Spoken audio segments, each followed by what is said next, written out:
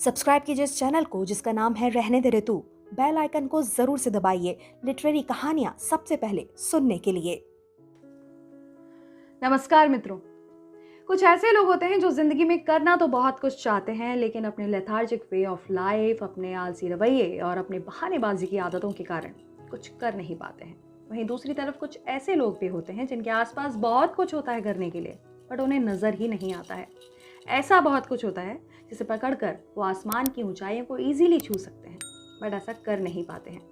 तो चलिए इस बात को एक कहानी के जरिए समझने की कोशिश करते हैं और सीधे चलते हैं सन 1915 कोलकाता में, जहां एक मिडिल क्लास फैमिली में एक बच्चे का जन्म होता है। नाम रखा जाता है पंकज। पंकज को बचपन से ही म्यूजिक का, संगीत का बहुत शौक था, धुन सवार थी, और अपनी इसी धुन के चलते एक बार उसने अपने पिताजी से हारमोनियम की मांग की।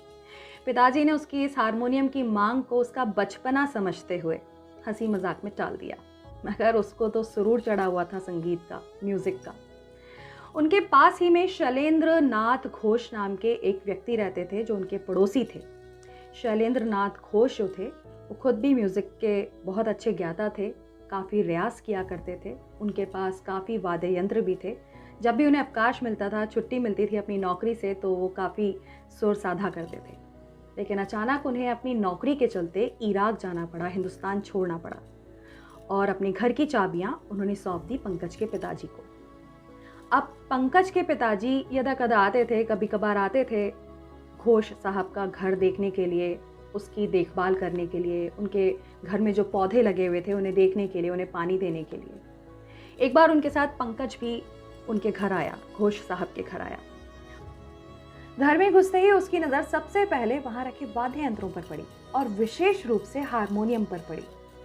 उस दिन तो वो वहां से चला गया, लेकिन अपनी आंखों में हारमोनियम का चित्र कैद करके लेकर के गया। और इसके बाद उसे जब भी मौका मिलता, यानी कि अगर उसके पिताजी घर पर नहीं होते या उसे उनसे डांट खाने का भय नहीं होता, तो वो सबसे आंखें चुरा करके घर से चाबियां उठाता, घोष साहब के घर का ताला खोलता, अंदर से चिटकनी लगाता और हारमोनियम पर अपना रियाज शुरू कर देता। और ऐसा तब तक करता रहता जब तक कि उसकी उंगलियां दर्द नहीं करने लग जाती, जब तक कि वो खुद के रियाज से संतुष्ट नहीं होता।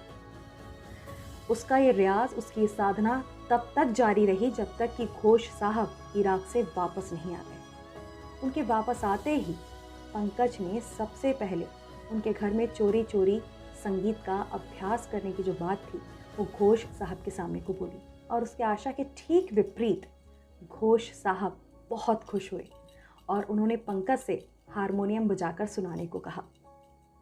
इसके बाद जो हुआ वो करिश्मा था। हक्के बक्के रह गए उसके पक्के सुरों को सुनकर के। उन्होंने घोषणा की, भविष्यवाणी की कि ये बच्चा बड़ा होकर के बहुत बड़ा संगीतकार बनेगा। ये भविष्यवाणी सच भी हुई।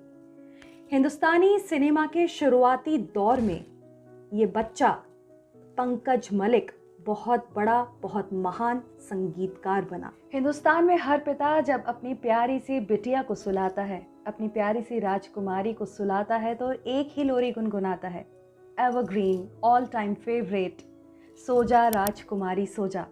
जानते हैं इस लोरी को किसने संगीत दिया था? जी हाँ, महान संगीतकार पंकज मलिक ने ही इस लोरी को संगीत दिया था, जो अमर है। तो देखा आपने, इस कहानी में ना कोई बहानेबाजी थी, ना ही कोई आलस था। सिर्फ और सिर्फ एक ही चीज थी, और वो चीज थी जिद।